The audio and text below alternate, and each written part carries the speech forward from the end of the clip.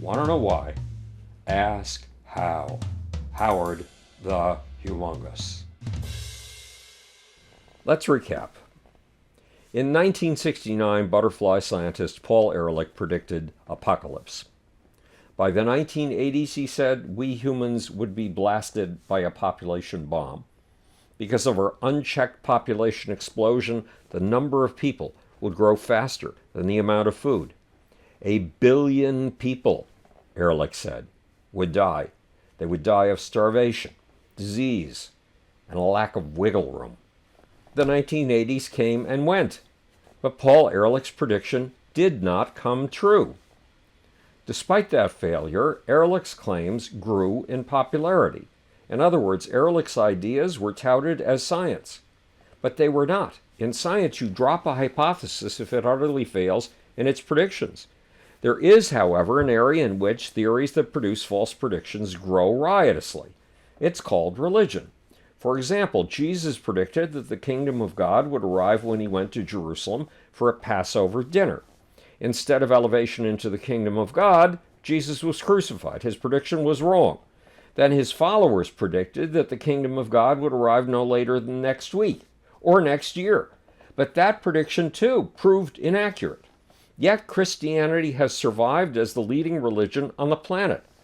Christianity fails as a theory, but it taps something deep in human nature, and it acts as social glue. That's the difference between science and religion. In science, perpetually wrong predictions discredit a theory. Yet the catastrophe-obsessed point of view that Paul Ehrlich promoted in his 1968 book, The Population Bomb, and in his 1969 paper on eco-catastrophe, was augmented and hammered home 2 years later by the Club of Rome in their 1971 book, The Limits of Growth. The Club of Rome used a computer model to prove conclusively and scientifically that Paul Ehrlich was right. Overpopulation would produce mass starvation by 1980, a year in which there would be so many of us that we would no longer have room to sit or lie down. We would all have to stand, sometimes on each other's shoulders.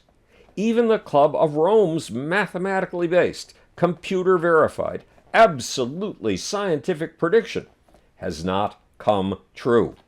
In fact, it has failed as dramatically as saxophonist Paul Winter's prediction that all the world's whales would be extinct by 1978. But in the 2020s, millions of people still believe the Limits of Growth's predictions of population bomb apocalypse. Passionately. There is a problem here, and it bears repetition. What ecological thinkers call science has the characteristics of something very different, a religion. In fact, limits to growth thinking resembles the religion of an upstate New York farmer named William Miller, who predicted the end of the world in 1843. When the world did not end in 1843, Miller secluded himself, reworked his mathematical calculations to eliminate their errors, and came up with a new end of the world date, 1844. That's two big blunders based on math. You'd think that it would have been the end, but it wasn't. Today, William Miller has over 18.7 million followers. They're called the Seventh-day Adventists and the Advent Christians, which means that we humans sometimes love predictions of catastrophe. In fact, we cling to visions of catastrophe even when they fail to come true. Why? Because they bind us together in a tight social unit, and bonding to our fellow human beings is the very stuff of life. Okay, Adventism is religion, but in science, when a belief system is proven wrong, it's supposed to be shelved. It's not refurbished, recalculated, and brought back over and over again. The idea that the sun revolves around the earth was retooled and rejiggered from 110 AD until 1630 AD. That's a long time, 1,520 years. But then it was abandoned. Why? Because in the 1600s, a new form of thinking was elbowing religious beliefs aside. That new way of thinking was science. Remember, in religion, an idea can be proven false and can grow stronger, especially if it offers a vision of an apocalypse. But not in science, right? Yet friends of mine in the creative community, friends who are deep believers in science, like NASA space artist Don Davis, psychedelic movement maker Daniel Pinchbeck, and science author Dorian Sagan, son of Carl Sagan and of landmark biologist Lynn Sagan, believe in the limits to growth's apocalyptic visions to this day, powerfully, passionately, and they are not alone. A 2021 Rasmussen Heartland survey shows that 54% of likely U.S. voters who say MSNBC is their favorite cable news outlet and 53% of those who say CNN is their favorite believe if global carbon dioxide emissions continue to increase at a rate comparable to what occurred during the past decade, humans would become completely or nearly extinct within 100 years due to climate change. Yes, 54% of my fellow liberals believe humans may go extinct in a mere 100 years, killed off by their very own greenhouse gases. Ehrlich and the Club of Rome's apocalyptic belief system has been proven wrong at least once. It was totally off base about 1 billion people dying in the 1980s. Yet over 50 years later, Ehrlich's butterfly error and the Club of Rome's limits to growth philosophy remain the belief system of the age. What's worse, this apocalyptic view claims to be science, the only science, and like religion, it will not tolerate opposition. It hunts down heretics and punishes them. It punishes them with excommunication from the scientific community. It calls them climate deniers. I ran into the sort of pressure that makes dissidents keep their mouths shut when I wrote a brief opinion piece in late 2009 in a publication often disapproved of by the environmentalist community, the Wall Street Journal. My essay pointed out that climate change is not just a human creation. It is a perpetual twitch of nature. We have a sun that's increased 43% in warmth since this planet was born. We've had 20 sudden global warmings and 60 ice ages in the 2 million years during which we've climbed from stone tool-wielding Homo erectus with sloping brows to high four-headed Homo urbanus, man, the inventor of the city. Now, frankly, I disagree with the single-minded conservatism of the Wall Street Journal. And I disagree with Rupert Murdoch, the Wall Street Journal's owner, and his pig-headed insistence on destroying climate change arguments, no matter what their validity. However, in 2012, 3 years after my Wall Street Journal article appeared, I wrote to a cosmologist whose work I admire, Lee Smolin, author of books like The Trouble with Physics and Einstein's Unfinished Revolution.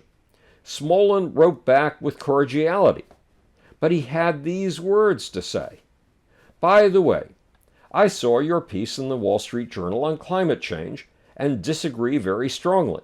I think it is very irresponsible of you to ignore all the evidence that the climate has warmed the last 50 years due to the CO2 and other greenhouse gases put into the atmosphere by we humans. If we are to have a chance of avoiding the consequences, says Smolin, which range from challenging to calamitous, we have to understand the causes as this determines what we can do about it. In other words, Smolin said it is irresponsible to trot out discomforting facts, the sort of facts that Al Gore once called inconvenient truths. Smolin implied that debate is a form of treason to the scientific community, at least on the topic of climate change. But I thought debate was the very thing that makes science science. Yes, life depends on interlaced systems. Yes, we can easily poison our planet and our water. We can easily poison our air. But no, we are not hitting the carrying capacity of our environment. We are not running out of resources. We are not destroying a Garden of Eden. And no, reversing the agricultural revolution and undoing the industrial revolution will not return us to a perfect state of green, to a global petting zoo like something out of Bambi. What's more, taking greenhouse gases out of the air will not return us to a state in which climate change ceases to be. Why? Because nature doesn't work that way. Climate change is not a result of disturbing nature. It is nature's status quo. It is nature's norm. Climate change and species extinction are not inventions of human beings. They are Mother Nature's way of filing her nails. It's our vision of paradise and of an unchanging equilibrium that is unnatural. So is our vision of a loving Mother Nature. Extremely unnatural. But guess what? Nature favors the unnatural. Nature loves those who oppose her most. We are capable of conceiving things that have never been and turning them into new realities. And that ability is part of nature's creative process. The process she uses to remanufacture herself. I'll give you a whole different reason for yanking greenhouse gases out of the atmosphere later. This is Howard Bloom speaking to you from the future. It's your job and my job to make, or want to know why? Ask how. And now for that mysterious, malingering, mendacious little off button.